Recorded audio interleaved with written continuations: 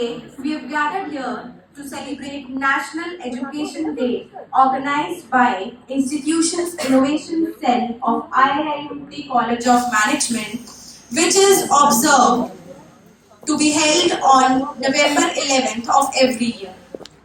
This day holds special significance as it commemorates the birth anniversary of Maulana Abul Kalam Azad, a remarkable leader and visionary who served as independent India's first Minister of Education. Maulana Azad dedicated his life to the cause of education and believed that it is the foundation of strong and progressive nation. This day serves as a reminder of Azad's ideals, which emphasize that education is more than just academic knowledge. It's about understanding, critical thinking, and moral development. Education shapes your character, sharpens your intellect, and prepares you for the responsibilities of life. Education is not just about securing good grades, but about gaining the knowledge and skills to make informed decisions, solve problems, and lead a meaningful life. You should appreciate the opportunities you have today and remember that even now, many children around the world do not have access to the basic education. As we move forward, let us remember the vision of Abul Kalam Azad and strive to make education more accessible, inclusive, and empowering for everyone. Let us embrace learning as a lifelong journey, using it to uplift ourselves, our families, and our nation. Education gives us the power to bring positive change, and it is up to us to make a meaningful difference in the world. Now, I would like to introduce you all to the guest speaker of the day, Dr. Chandrasekhar Yadav. He has done MA in 3 different subjects, namely Geography, Education, and Hindi. He has completed his B.Ed and M.Ed from Chaudhary Charan Singh University, Meerut. He completed his PhD from Veer Bahadur Singh Purvanchal University, Jaunpur. He has his writings on general topics related to career, management, sports, environment, etc. He has also written for newspapers and magazines different topics. He has also authored several books and edited books on general human interesting topics.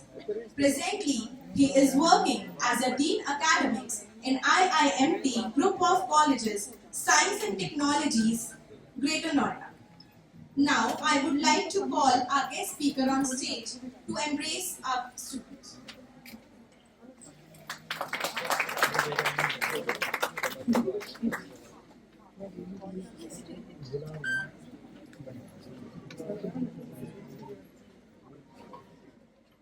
हम लोग शिक्षा देने के लिए आप लोग यहाँ पर आए हैं। एजुकेशन क्या होती है, पहले उसके अर्थ को आपको समझना होगा, क्योंकि एजुकेशन का क्या कार्य है। What is education? शिक्षा किसे कहते हैं, या मीनिंग ऑफ एजुकेशन?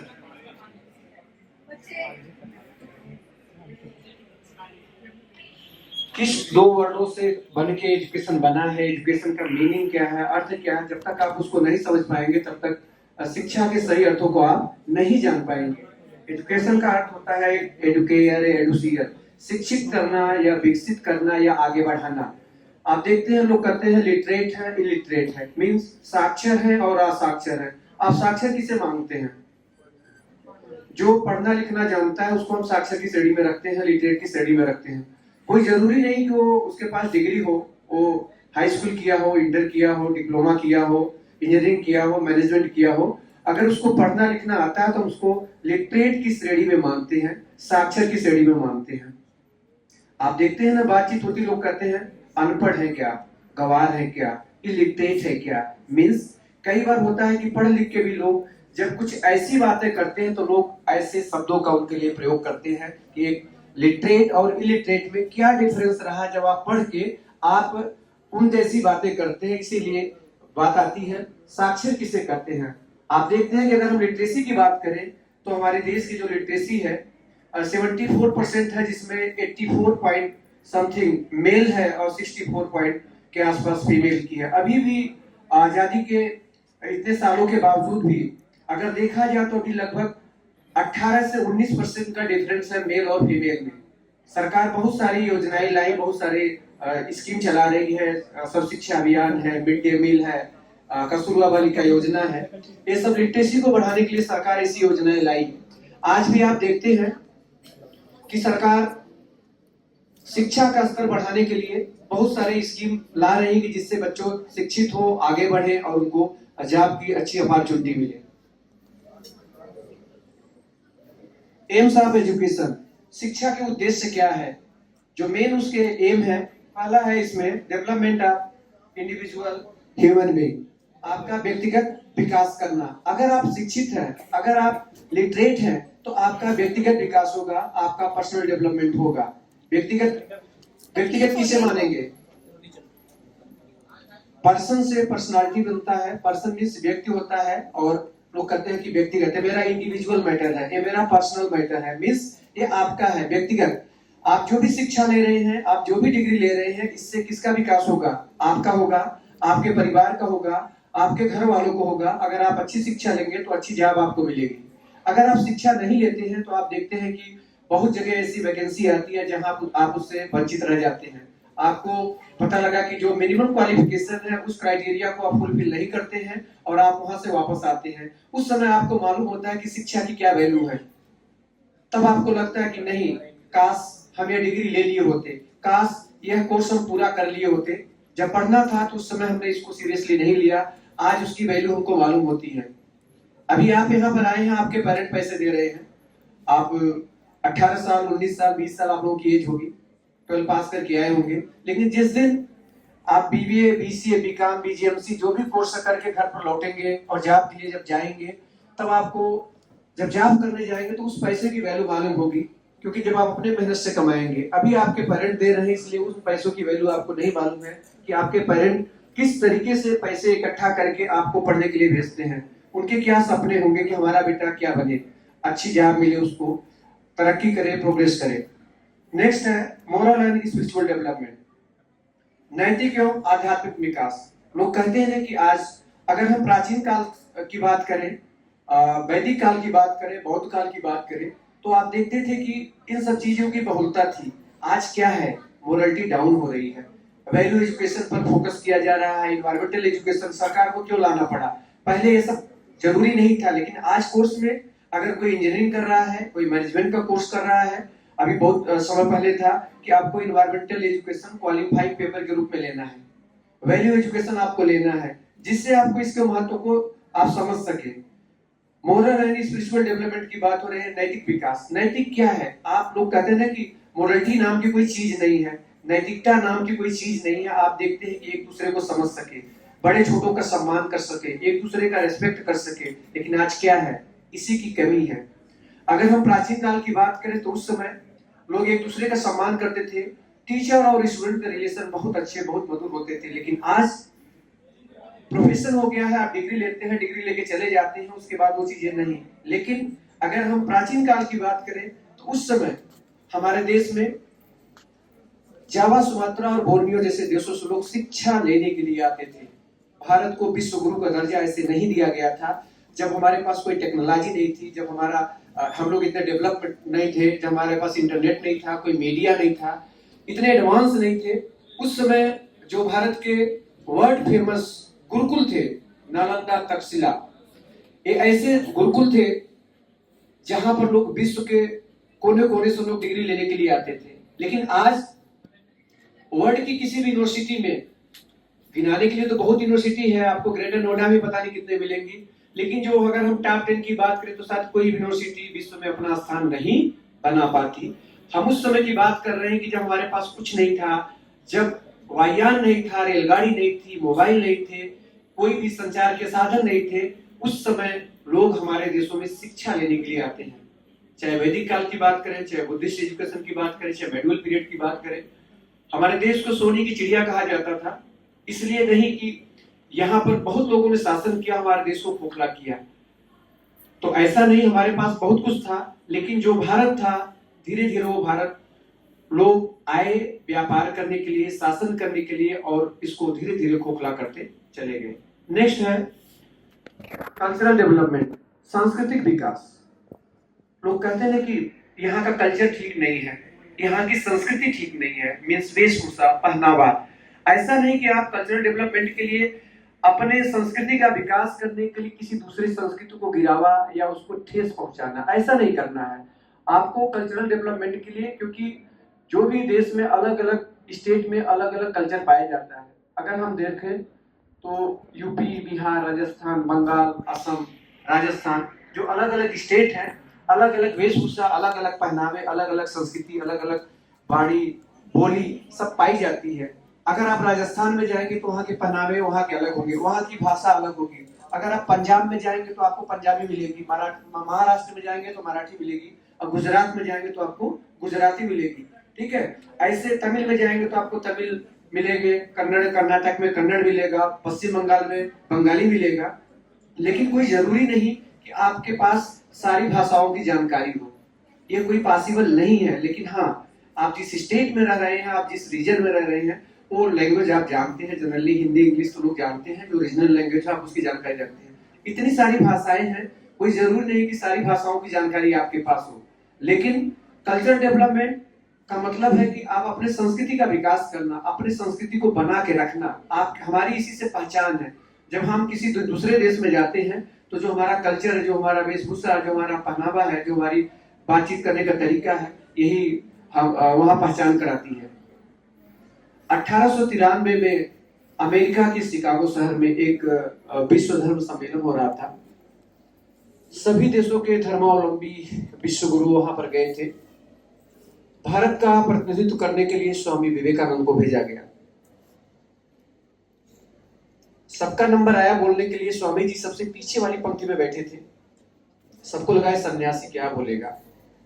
पीले वस्त्र ऐसे पहनते थे, पगड़ी पहनते थे। अगर आप देखेंगे स्वामी विवेकानंद को, आप लोग गूगल करेंगे, उसके बाद सबसे बाद में विवेकानंद का नंबर आता है स्वामी जी का। और जैसे आए वो बोलने के लिए, सबको लगा कि नहीं ये तो सन्यासी है। कई बार होता है ना कि आप उनके कपड़े पर जाकर आप उससे उनका आकलन करते हैं, असेसमेंट करते हैं, लेकिन वो गलत होता है। किसके अंदर कितनी प्रतिभा छपी है, टैलेंट छिपा है, जब उसको मौका मिलता तो पता लगता है। इसी सेमिनार हॉल में 100, 150, 200 बच्चे हैं, लेकिन हो सकता है कोई बहुत अच्छा पढ़ने में बहुत अच्छा नंबर लाता हो, कोई गाना बहुत अच्छा गाना होगा, कोई डांस बहुत अच्छा करता होगा, कोई स्केचिंग बहुत अच्छा करता होगा, कोई रंगोली बहुत अच्छा बनाता होगा। कुछ न कुछ टैलेंट सब में जरूर होगा। लेकिन ये कोई जरूरी नहीं कि सबके अंदर सारे टैलेंट हो, क्योंकि यूनिक है। क्योंकि कुछ हो सकता है कि आप में अलग है, उनमें अलग है, लेकिन बहुत कम होता है कि सारी चीजों में ऑलराउंडर हो। लेकिन एक बेसिक जो चीजें होती है लोग कोशिश करते हैं। स्वामी विवेकानंद जैसे गए पोडियम पर स्पीच देने के लिए, भाषण देने के लिए, पहला ही शब्द था उनका, क्योंकि अमेरिका वासी भाइयों और बहनों, brother and sister of America. इतनी तालियां बजी, लोग उस तालियों की गड़गड़ाहट होने लगी।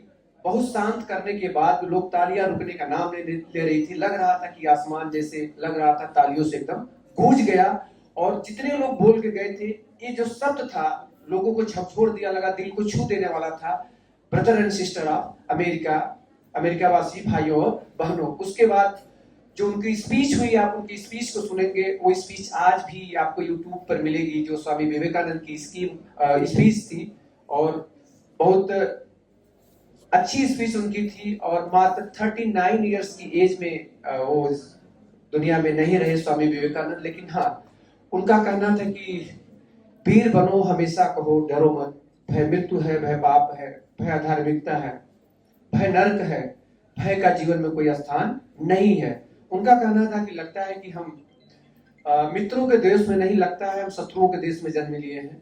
अगर हम कोई भी कार्य इस तरीके से डरे डरे करेंगे, जो भीड़ मलिन या जो डरपोक होते हैं, तो हम देश का उद्धार नहीं कर सकते। उनका कहना था कि इस देश का उद्धार एक योद्धा, एक वीर पुरुष ही कर सकता है। इसीलिए हमेशा जब आप उनकी जो भी स्पीच सुनेंगे, जो उन्होंने एजुकेशन के लिए डिफिनीशन दिया है, बहुत सारी उन्होंने दिया है, हमेशा मानव उत्थान के लिए उन्होंने अपना बताया है।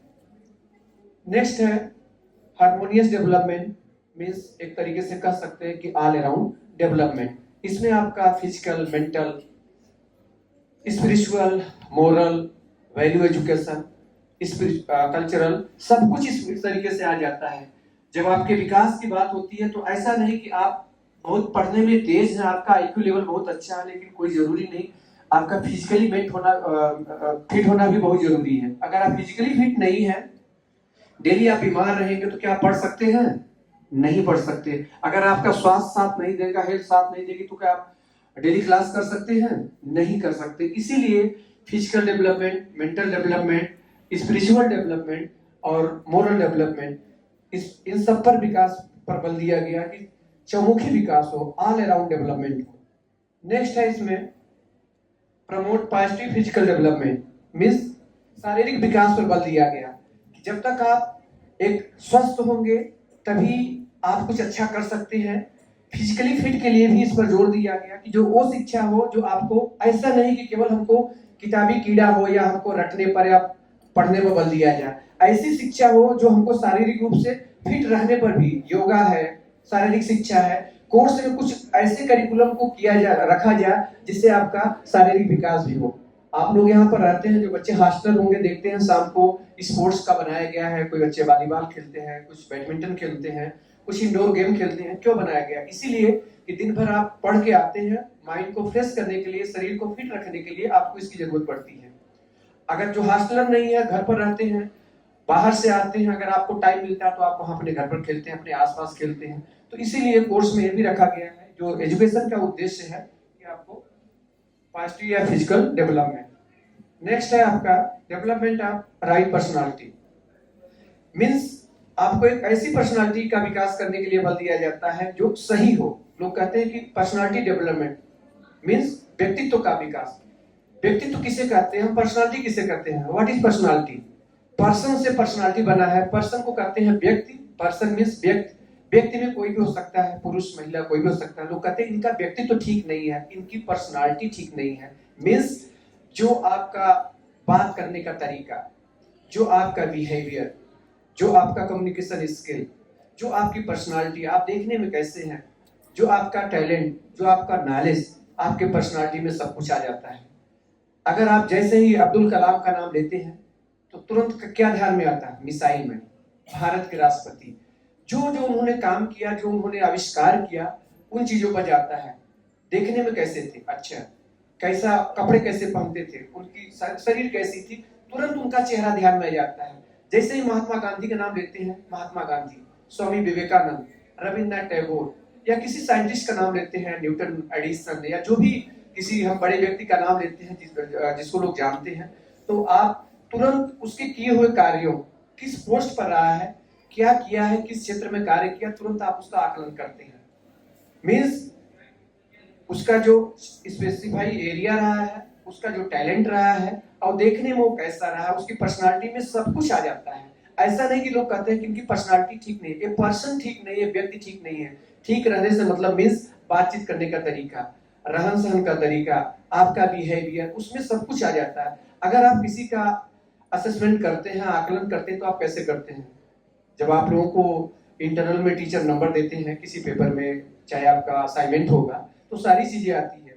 आपने 50 नंबर के आपके पेपर हैं, 50 नंबर तो है, लेकिन आपकी क्लास की उपस्थिति क्या है, आपका पार्टिसिपेशन क्या है, आपकी अटेंडेंस क्या है, कुछ चीजें होती जो इंटरनल की होती है, टीचर वो सब ध्यान में रख के स्टूडेंट को देता है। ऐसा नहीं जो आपने कॉपी पे लिखा है, जो आपने रिटर्न में लिखा हो तो है ही, लेकिन कुछ जो मौखिक होता है, जो ओरल आपके वाइवा होते हैं, उसमें वो सारी चीजें आती है। कई बार बच्चा बता नहीं पाता है, लेकिन तुरंत ध्यान जाता है, नहीं नहीं दूसरे टीचर ध्यान में आते हैं, ये बहुत रेगुलर अच्छा है, बहुत इसका व्यवहार बहुत अच्छा है, बहुत मतलब अगर कहा जाए तो इससे अच्छा कोई बच्चा क्लास में नहीं है। पढ़ना नहीं पढ़ना, कम ज्यादा आईक्यू लेवल अलग बात है, लेकिन आपका जो बिहेवियर है, जो बातचीत करने का तरीका है, जो आपका व्यवहार है, कई बार वो मजबूर कर देता है नंबर देने के लिए टीचर को। तो कोई जरूरी नहीं है कि केवल आप पढ़ने में बहुत अच्छे हैं तभी आपकी अच्छी पर्सनालिटी है। आपके पर्सनालिटी में वो सारी चीजें आ जाती हैं जो आपको एक तरीके से आपके अंदर सब कुछ है, जिससे आपकी पहचान होती है। वेशभूषा से लेके, बातचीत करने के तरीके से लेके, बिहेवियर से लेके, टैलेंट से लेके, नॉलेज से लेके, सब आपका किस में आता है? पर्सनालिटी में आता है, व्यक्तिगत या व्यक्तित्व का विकास करना। डेवलपमेंट ऑफ गुड सिटीजनशिप, एक अच्छे नागरिक का विकास करना। आप देखते हैं ना, लोग कहते हैं कि गुड सिटीजनशिप नहीं है। अगर आप देश की बात करें तो देश के अगर विकास की बात करें, आप देखते हैं 15 अगस्त, 26 जनवरी जो भी सेलिब्रेशन होता है उसमें आप लोग देखते हैं जैसे ही राष्ट्रगान बजता है, आप देश के सम्मान के लिए सभी लोग खड़े हो जाते हैं। ये सबको मालूम है देश के हमारे सम्मान के लिए है, ठीक है।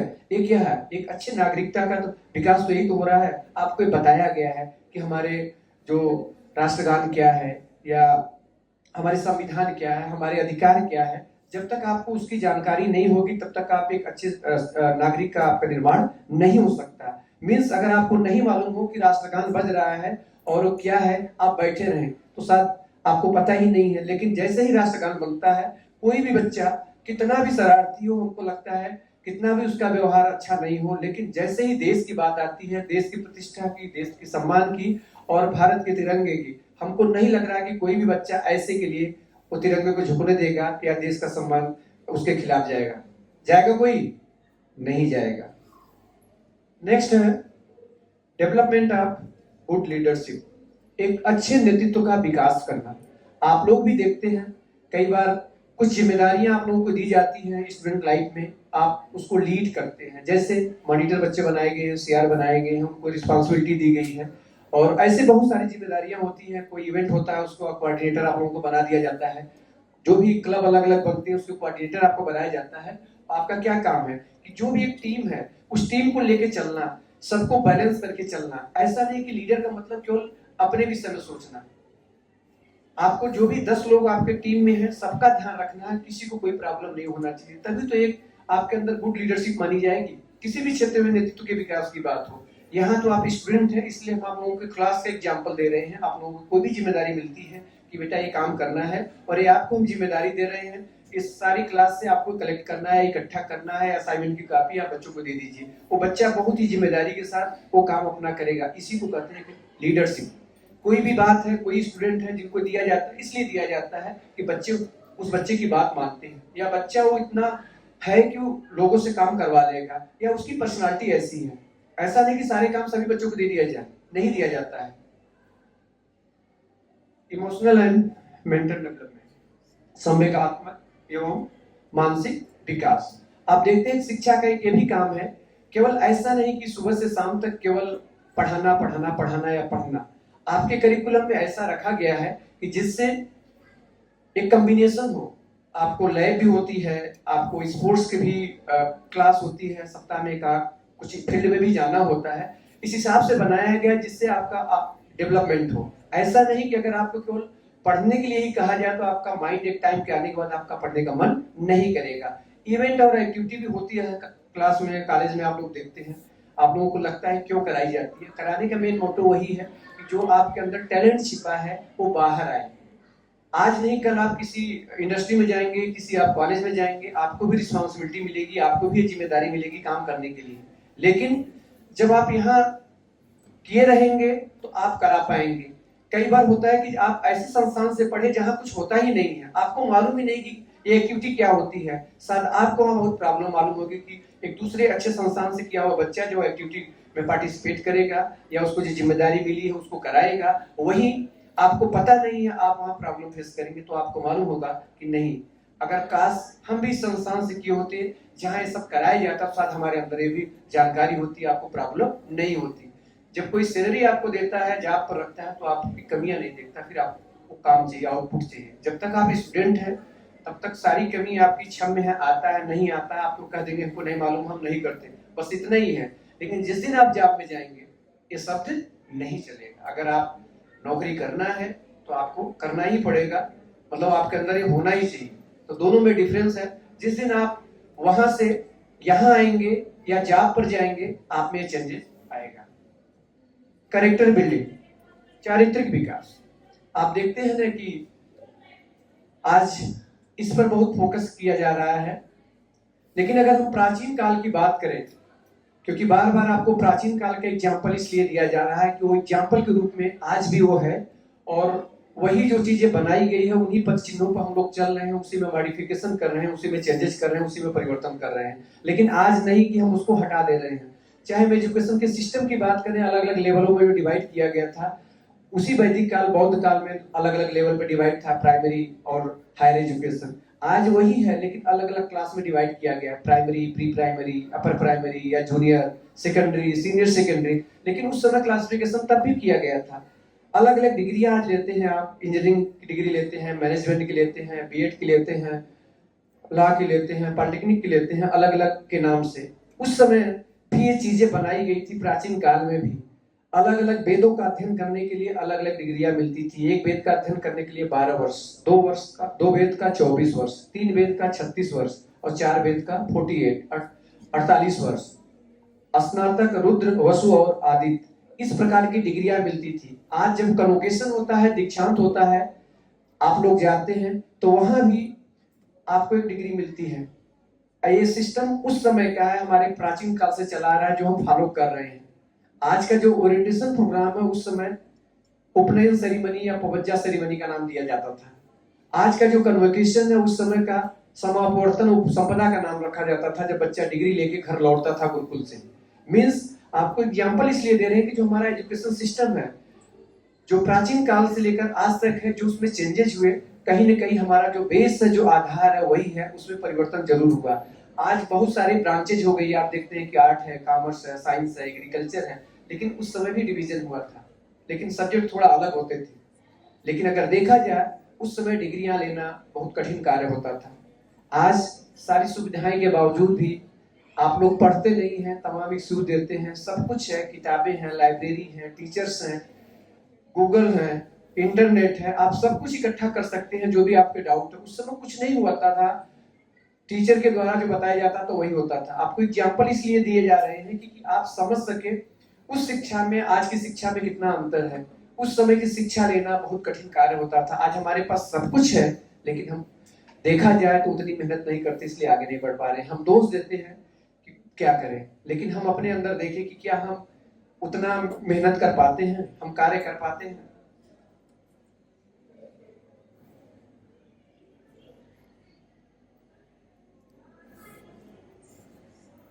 इसमें अलग अलग भागों में डिवाइड किया गया था, ठीक है। इंपॉर्टेंस ऑफ एजुकेशन, शिक्षा का क्या महत्व है। अगर आप शिक्षित नहीं रहेंगे तो क्या आप विकास कर सकते हैं, अपना विकास, डेवलपमेंट, अपने फैमिली का डेवलपमेंट, या अपने एरिया का डेवलपमेंट, या अपने कंट्री या देश का डेवलपमेंट। ऐसा नहीं कि केवल आप विकास होता है, डेवलपमेंट होता है, नौकरी तो आपको मिलती है, लेकिन अगर आप अच्छे पैकेज पे बहुत कहीं बाहर जाते हैं, किसी अच्छे पोस्ट पर जाते हैं, तो पूरे गांव का, पूरा एरिया का, पूरे डिस्ट्रिक्ट आपके नाम को लेकर ताली बजाता है, आपको लोग वेलकम करते हैं। क्यों? क्योंकि उस क्षेत्र का भी विकास हो रहा है। आपकी जो पहचान है वो उससे पूरे देश की पहचान हो रही है। चाहे जो भी है, चाहे हमारे क्रिकेटर हैं, चाहे हमारे बैडमिंटन के खिलाड़ी हैं, जो भी है, आप देखते हैं ना, ऐसा नहीं कि 11 के अलावा और किसी के अंदर टैलेंट नहीं है, लेकिन जो जाते हैं, जिस भी स्टेट, जिस भी गांव के होंगे, जब वो जीत के आते तो कितनी खुशी होती है, कितना उनका नाम होता है, उस गांव को दिखाया जाता है, उस स्कूल के दिखाया जाता है, उस टीचर को दिखाया जाता है। उसी तरीके से इंपॉर्टेंस ऑफ एजुकेशन, अगर आप शिक्षित नहीं है तो आप अपना डेवलपमेंट नहीं कर सकते हैं, आप अपना विकास नहीं कर सकते हैं, आप एक अच्छी जॉब नहीं कर सकते हैं, आपको रोजगार, एम्प्लॉयमेंट नहीं मिल सकता है। क्योंकि अगर आप शिक्षित नहीं है तो क्या करेंगे। कोई भी वैकेंसी आती है, मिनिमम क्वालिफिकेशन ग्रेजुएशन रख दिया, पीजी रख दिया, आपके अंदर क्वालिफिकेशन नहीं है, आप जाएंगे लौट के चले आएंगे, तो क्या आपको जॉब मिलेगी? नहीं, जॉब नहीं मिलेगी तो पैसे नहीं आएंगे, तो आप कुछ भी बिना पैसे के आज के टाइम में पॉसिबल है? नहीं पॉसिबल है, डेवलपमेंट हो ही नहीं सकता। Education is all about gathering knowledge and training the mind of think and apply reasoning to solve problem. आपके पास कोई भी समस्या आती है, कोई भी दिक्कतें आती हैं, अगर आप पढ़े लिखे हैं तो आपका माइंड तुरंत क्लिक करता है, नहीं ये काम कर सकते हैं, इससे इस प्रॉब्लम का समाधान कर सकते हैं। जब आपके लिंक होंगे, जब आपकी जान पहचान होगी, जब आप पढ़े लिखे हैं। लेकिन अगर आपने कुछ नहीं किया है तो आपकी सोच भी उतनी ही रह पाएगी। लोग कहते हैं ना कि इतना भी नहीं मालूम है क्या, इतना भी माइंड आपका काम नहीं कर रहा है। तो अगर आप पढ़े लिखे होते तो कहीं भी कोई भी प्रॉब्लम आती है, कोई दिक्कत आती है, तुरंत आपके पास 10 लिंक होते हैं। इस फ्रेंड के पास फोन लगाइए, अच्छा ये यहाँ है, एम्स में जॉब कर रहा है, अच्छा ये IIT में है, किसी का एडमिशन कराना है। वो आपका जो एजुकेशन है वो आपको लोगों से परिचित कराता है, जो आपका फ्रेंड सर्किल है, जो आपके जानने वाले हैं। तो शिक्षा एक तरीके से, शिक्षा का बहुत अधिक महत्व अगर देखें, इसके बिना आप डेवलपमेंट नहीं कर सकते हैं। किसी भी फील्ड में आपको जाना है, चाहे इंडस्ट्री में जाना है, टीचिंग में जाना है, कॉर्पोरेट में जाना है, बैंकिंग में जाना है, आपको इसकी जरूरत पड़ेगी। अगर आपके पास डिग्री नहीं है, आपके पास उपाधि नहीं है, आपके पास नॉलेज नहीं है, तो ऐसे तो बहुत सारे लोग हैं डिग्री लेके घूम रहे हैं, लेकिन डिग्री तो है लेकिन टैलेंट नहीं उनके पास। आप देखते हैं एक वैकेंसी आती है, 1000 रिज्यूम उस पोस्ट के लिए, 10,000 रिज्यूम उस पोस्ट के लिए आ जाते हैं। गवर्नमेंट की कोई 100 वैकेंसियां निकलती हैं, लाखों में उसके लिए आते हैं। ऐसा नहीं कि पढ़े लिखे लोगों की कमी है, बहुत पढ़े लिखे लोग हैं, लेकिन जो सुटेबल चाहिए उनको, आप देखते हैं इतने कॉम्पिटिटिव एग्जाम रख दिए गए हैं, भीड़ इतनी ज्यादा है, उसमें फाइट करना बहुत मुश्किल होता है। उसी समय आपको ये पता लगता है कि आपके अंदर जो टैलेंट है, आप जो यूनिक है उनसे, वही आपको ले जाता है। कुछ बच्चे होते हैं रिटेन बहुत अच्छा करते हैं, लेकिन हो सकता है कि बोलने में बहुत अच्छा नहीं कर पाए, उनका वाइवा बहुत अच्छा नहीं है, प्रेजेंटेशन बहुत अच्छा नहीं दे पाते हैं।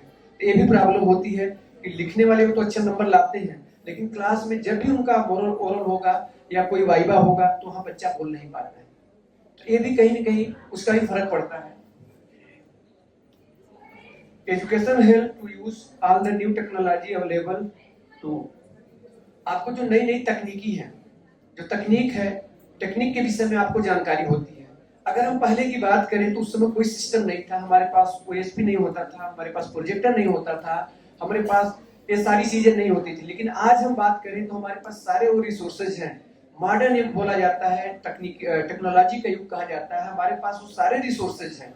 हम देखते हैं कि भारत ही नहीं, विश्व भी, कहीं भी कुछ भी हो रहा है, हमारे देश के लोग वहां भी जाके भाग ले रहे हैं, और विश्व के अलग अलग देशों में हमारे देश के लोग ऊंचे ऊंचे पोस्ट पर आसीन हैं। ऐसा नहीं केवल भारत की बात, कोई ऐसा क्षेत्र नहीं है। और देखा जाए दूसरे कंट्री में, अगर अब आप देखेंगे, चाहे पॉलिटिकल की बात करें, इंजीनियर की बात करें, डॉक्टर की बात करें, बहुत ऐसे हैं जो हमारे देश के लोग वहां जाके जॉब कर रहे हैं और सेवाएं दे रहे हैं।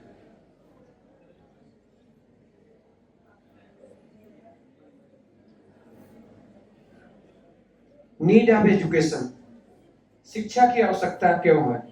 ठीक है, education is a basic need for everyone in the modern day to live.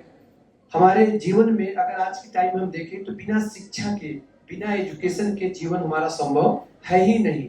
अगर आप देखते हैं ना कि जो एक मजदूर होता है, एक गरीब होता है, जो काम करने वाला, वो भी अपने बच्चे को 5वीं तक 8वीं तक पढ़ाता है। उसको भी मालूम है उसके पास पैसे नहीं है, लेकिन वो भी छोटे अपने बच्चों को 5वीं तक 8वीं तक पढ़ाता है, भले उसके पास फीस नहीं है, क्योंकि उसको भी मालूम है कि जिस प्रोफेशन में हम हैं, जितना हार्ड वर्क हम कर रहे हैं, हमारा बच्चा पढ़ लिख के कुछ अच्छा कर सके, क्योंकि उसको मालूम है कि कितनी मेहनत करने के बाद हमको क्या मिलता है। इसीलिए एक मजदूर, एक गरीब भी अपने बच्चों को पढ़ाना चाहता है। लेकिन जो पेरेंट कैसे आप लोगों को पैसे दे के यहाँ भेजते हैं, किस तरीके से आप लोगों के लिए सारी चीजें अपने चीजों में कटौती करके कि हमारे बच्चों को, वो हमारे स्टूडेंट को कोई दिक्कत नहीं हो, लेकिन क्या आप उनकी लाज को रखते हैं? नहीं। पैसे तो आ जाते हैं, लेकिन आपका जो समय जाता है उस समय आपका वापस नहीं आएगा। पता लगा कि कितने मेहनत से पैसे आते हैं, आप उनकी वैल्यू को समझें। जब आप पढ़ के निकलेंगे तो आपको मालूम होगा कि जो आपका टाइम चला गया, जो आपका समय चला गया, वो दोबारा आपका वापस नहीं आएगा। इसलिए जो आपका ये सबसे क्रीम टाइम है, जो आप कुछ भी बन सकते हैं। बताए नहीं कि इंडिया की या विश्व की किसी भी आप ऊंचे से ऊंचे पोस्ट पहुंच सकते हैं, और वही वो आप कर सकते हैं। क्या मालूम, आप ऋषि सुनक का नाम सुना होगा। ऐसे बहुत लोग हैं जो दूसरे देशों में जाके इंडिया के हैं, जो इस तरीके से ऊंचे ऊंचे पोस्ट पर हैं। आपको क्या मालूम था कि जो हमारे राष्ट्रपति हैं द्रौपदी मुर्मू, उनको क्या पता था कि हम राष्ट्रपति बनेंगे? वो भी आदिवासी है। लेकिन कब कहाँ कौन पहुंच जाएगा ये कोई ठिकाना नहीं होता। तो आप भी किसी ऊंचे से ऊंचे पोस्ट पर भी जा सकते हैं, लेकिन उसके लिए आपको क्या करना होगा? मेहनत करना होगा। ऐसा नहीं कि एक ही दिन में आप सब कर सकते हैं। Well educated people can take a different job and become successful life। अगर एक पढ़ा लिखा व्यक्ति है तो अच्छी जॉब कर सकता है और अपने लाइफ में क्या हो सकता है, सफल भी हो सकता है। अगर आप शिक्षा लिए हैं, पढ़े लिखे हैं, तो दो चीजें हैं, एक तो आप पढ़ लिख के लेकिन क्या करते हैं कि घर में बैठते हैं, वो भी नहीं। अगर पढ़ लिख के घर में बैठना है तो कोई ऐसी शिक्षा का क्या मतलब। साक्षर तो लिटरेट तो आप तभी माने जाएंगे जब आपको पढ़ना लिखना आता है। आप उसका यूटिलाइज करिए, जब उस फील्ड में आप जाएंगे तो उसका महत्व आपको समझ में आएगा, उसकी वैल्यू आपको समझ में आएगी। जो चीजें आपके पास एक्सपीरियंस है, जो आपके पास नॉलेज है, जब आप उस फील्ड में जाके काम करेंगे तो उसका प्रयोग होगा, आपकी जानकारी बढ़ेगी। लेकिन जब आप उस नॉलेज को अपने तक ही सीमित रखेंगे, दूसरे से शेयर नहीं करेंगे, तो आपका नॉलेज क्या होगा, कम होता जाएगा। एक टाइम आएगा कि आप कहेंगे भूल गए। 10 साल पहले हमने बीसी किया था, किताब कभी खुली नहीं, कोई कंपटीशन दिया नहीं, कोई इंटरव्यू दिया नहीं, सब कुछ भूल गया है। जब भी कोई एग्जाम देने जाना होगा, कभी जॉब में जाना होगा, तो आपको डर लगेगा, अरे काश बीच बीच में पढ़े होते तो ये दिक्कत नहीं आती। तो आपको इसीलिए जो आपके अंदर नॉलेज है, जो आपके अंदर टैलेंट है, उसका आपको यूटिलाइज करना चाहिए, उसको उपयोग करना चाहिए।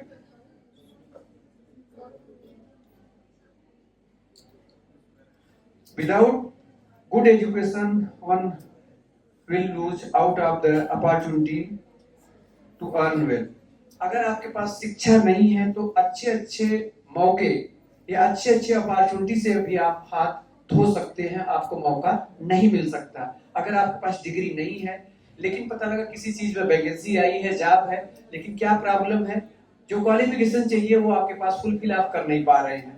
मन तो बहुत ज्यादा है, नॉलेज है, लेकिन जब कोई वैकेंसी आती तो वहाँ डिग्री भी मांगी जाती है कि मिनिमम क्वालिफिकेशन ये है, इतने परसेंट से होना चाहिए। उस समय आप कोई आपसे पूछेगा नहीं कि आपके अंदर कितना टैलेंट है। टैलेंट तो तब देखा जाएगा जब आप मिनिमम क्वालिफिकेशन को फुलफिल करके आपका रिज्यूम वहां तक पहुंचेगा, आपका इंटरव्यू के लिए जब आप सेलेक्ट होंगे वहां पर, जब आप उस सीट तक पहुंच ही नहीं पाएंगे तो आपका टैलेंट आप तक रह जाता है, आप वहां पहुंच नहीं पाते हैं। इसीलिए आपको जो अच्छी अपॉर्चुनिटी मिलती है जॉब में, जो एक एजुकेशन है, उससे आपको वहां भी मौका मिलता है। आप देखते हैं ना कि एक मैकेनिक होता है, एक मिस्त्री, उसके पास कोई इंजीनियरिंग की डिग्री नहीं होती है, जो एक मार्केट में आपको जगत फार्म, तुगलपुर, रामपुर में बनाता है। उसको कोई बीटेक की डिग्री नहीं लिया है, वो 8 लाख 10 लाख लगा के, कोई गलगोटिया, कोई आईएमटी, कोई एनआईटी, किसी कॉलेज से कोई मैनेजमेंट की डिग्री नहीं लिया है, लेकिन वो कोई भी बाइक 4 व्हीलर जाएगी तुरंत खोलेगा, उसको मालूम है क्या प्रॉब्लम कर लेगा। क्या है, वो प्रैक्टिस है, उसके पास अभ्यास है। वो डिग्री नहीं लिया लेकिन वो डेली वो कर रहा है, उसका जो नॉलेज है, जो ज्ञान है, वो उसी फील्ड में काम कर रहा है, डेली वो प्रॉब्लम आ रही है। लेकिन एक इंजीनियरिंग किया हुआ बच्चा, पॉलिटेक्निक किया हुआ बच्चा, हो सकता है वो 10 लाख रुपए खर्च कराया हो, थ्योरेटिकल बहुत अच्छा कर सकता है, 90% आ सकता है, यूनिवर्सिटी टॉप कर सकता है, यूनिवर्सिटी में अपना पोजीशन बना सकता है, लेकिन कह दिया जाए कि नहीं, एक बाइक में एक प्रॉब्लम खोल के सही करना, सारा प्रॉब्लम सॉल्व नहीं कर पाए, क्योंकि प्रैक्टिस नहीं किया है, एक्सरसाइज नहीं किया, अभ्यास नहीं किया है। तो दो चीजें होती है, कई बार थ्योरेटिकल नॉलेज तो आपके पास होती है लेकिन आपके पास प्रैक्टिकली नॉलेज नहीं होती है। अगर प्रैक्टिकली नॉलेज नहीं है तभी दोनों में डिफरेंस होता है। आप देखते हैं ना कि एक तो है कि आप क्लास ले रहे हैं, एक है ट्रेनिंग होती है। ट्रेनिंग किस चीज की होती है, कोई भी क्षेत्र हो गया, चाहे मैकेनिक की हो, चाहे पायलट की हो, चाहे वो टीचर की हो, चाहे इंजीनियर की हो, चाहे मिलिट्री की हो, आप देखते हैं सबकी एक ट्रेनिंग होती है। जब ट्रेनिंग होती है, कोर्स तो आप करते हैं, लोग कहते हैं कि 6 महीने की ट्रेनिंग पर गए हैं, मीन्स आपको उसके विषय में कैसे करना है वो प्रैक्टिस कराया जाता है। अगर प्रैक्टिस नहीं कराया जाए तो ऐसे बहुत सारे लोग डिग्रियां ले लेके बैठे हैं, बीटेक की, मैकेनिकल इंजीनियरिंग की, सिविल इंजीनियरिंग की, कंप्यूटर साइंस की, ठीक है, लेकिन जब आप वो प्रैक्टिस करते हैं, जो एक्सरसाइज करते हैं, जो आपको जब इंटर्नशिप करने के लिए जाते हैं, तो जो आपके अंदर डर है, जो आपके अंदर झिझक है, वो दूर हो जाती है, कॉन्फिडेंस डेवलप होता है।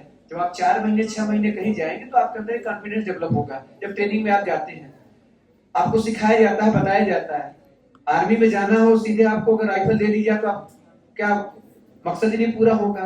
इसीलिए पहले आपको ट्रेनिंग दी जाती है कि कैसे क्या क्या करना है। वैसे हर चीज की ट्रेनिंग होती है।